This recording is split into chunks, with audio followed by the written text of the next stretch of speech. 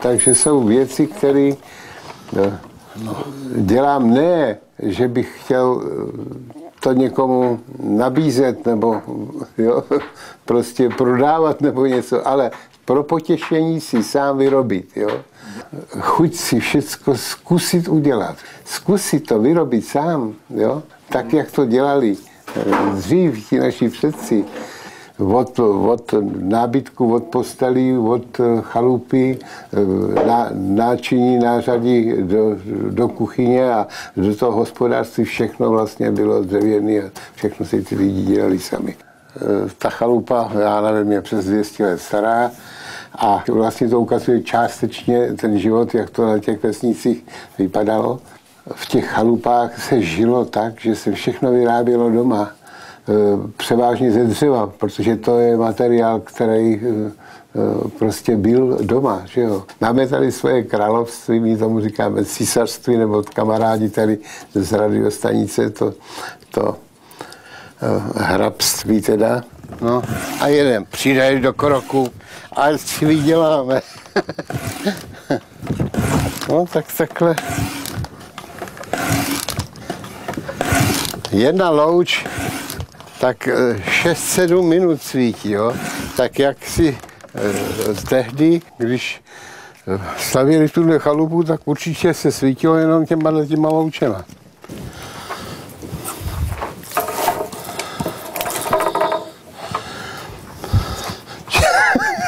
Ty bys tam do toho vlezla, viď? Čičo, to nemůžeš. To nejde.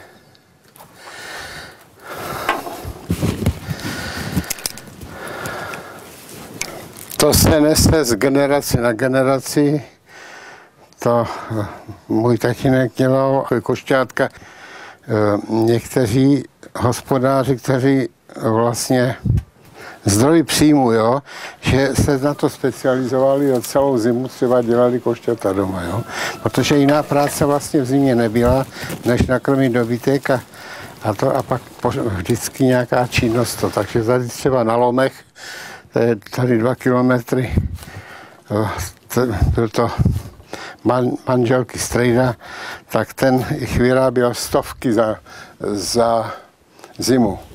To měli vola, jeli do svého lesa, měli velký les, jo, nařezali fůry toho proutí, jo, a pak celou zimu pro to svoje hospodářství. No, se podívejte, jaký z toho bude uhluvácky koště.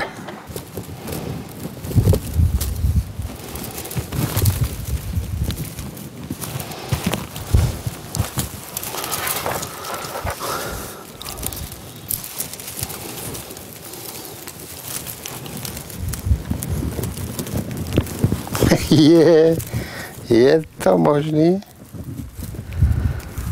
že už jsem tak nešikovnej. No. Ještě jednou porovnáme. No. Tak prosím, výrobek hotovej. Může se s tím do chléva.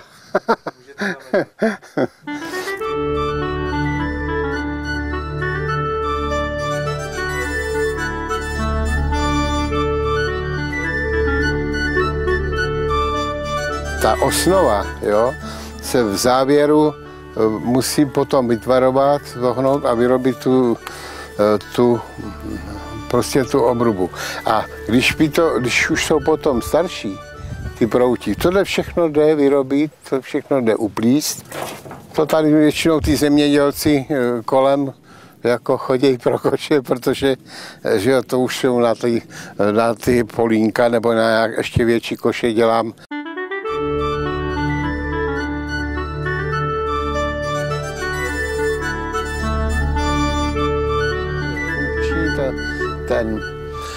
Ten rumpál a půjdeme se podívat tam. A tam v jednom kmenu, který je tam na to připravený, oni tam jsou 2, tak v jednom bude ten motiv toho vodníka, který tady bude vlastně hlídat to hospodářství vodní. Doposud celý věky co tady lidi žili, tak chodili pro vodu do této studny. Já vám to ukážu, je to funkční, takže to není jako, to je vidět u staveb takový jako náznak rumpálu, jen jako pro parádu, jo, takže skutečně se s tím dá voda tady vytahovat. My ji nepoužíváme, máme jinou vodu, jo, ale soused tady naproti, to máme tu, má tady právo donášet si používat tu studnu.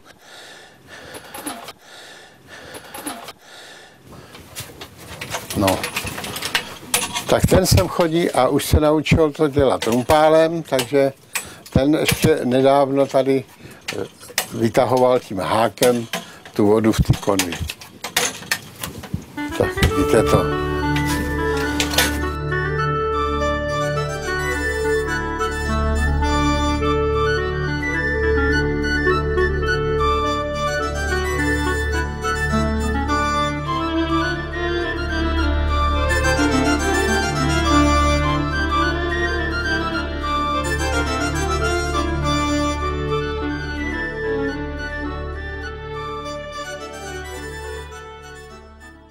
Mě k Vánocům jednou koupili řezbářský nože, jo, abych jim, holce, abych nějakou panenku vyřezal a ono, ještě jsem ji nevyřezal, a už jsem v důchodu dávno, jo. Poměr jsem k tomu měl, ale došlo na to skutečně do toho dřeva říznout až teprve tady v důchodu na téhle chalupě.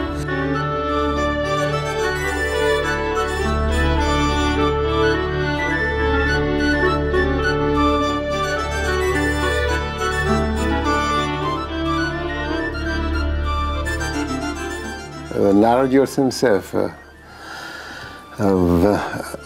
obci Lomy, to je tady asi 2 kilometry jako směrem k horám. Tu sekyrku jsem znal od útlýho mládí, tu osadu, tam jsem měl babičku a dědu. Tuto chalupu jsem poznal později, až když jsem poznal svoji ženu. Tímto způsobem přes tamhletu moji ženušku Marušku jsem já se dostal k této chalupě.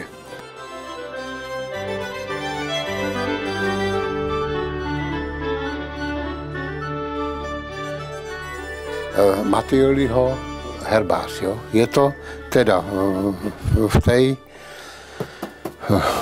ve Švabachu, že jo, ale krásně vypracovaný a tato knížka teda my považujeme za to, že má obrovskou cenu, protože to dneska někde objevit to je teda věc, takže tomu dal takovou vazbu pevnější, jo, a protože je to kniha velká. Lidi rádi četli, ale ono moc nebylo co, tak si pomáhali všelijak. Tak si to vázali do knížek.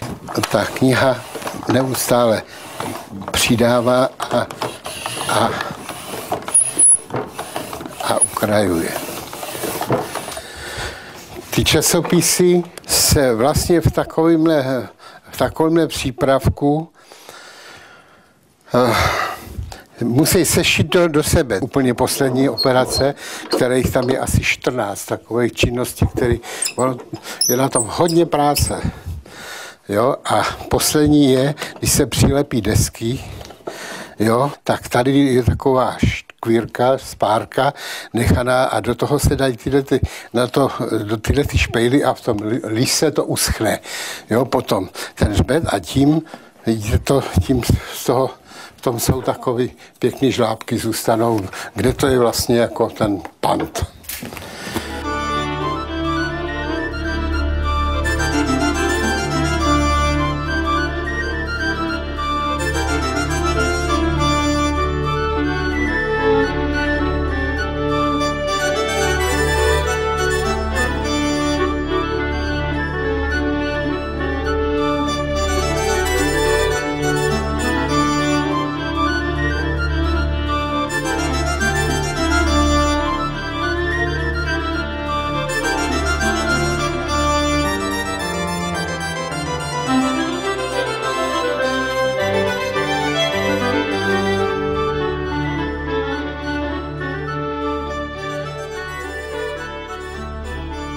No, trošičku jsem získal asi tam ze zhora takové nadání to malování, jo, že mě jako to od malička mě těší, takže taky půl života jsem na to neměl čas, až teď v důchodu a v takové ty chatce dole pak mám takový prostor, aby se dalo aspoň něco z toho někde pověsit a ne to být uskladněný někde opřený o zeď.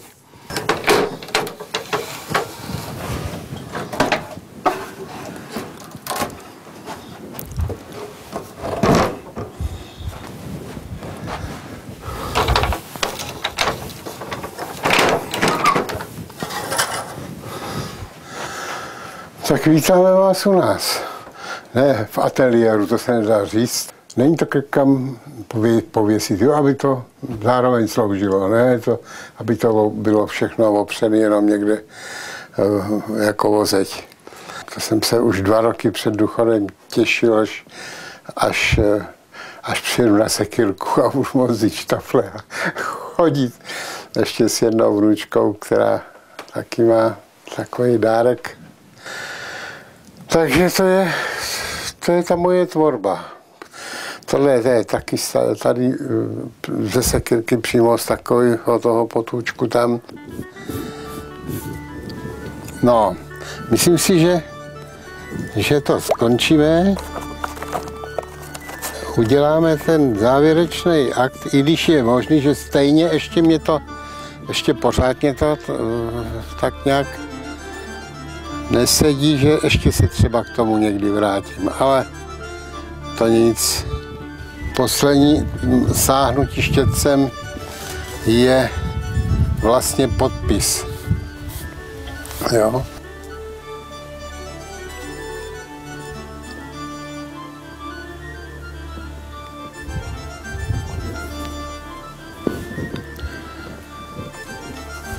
Tak pokud byste někde viděli tuto parafu, tak to je obrázek ode mě. Hotovo.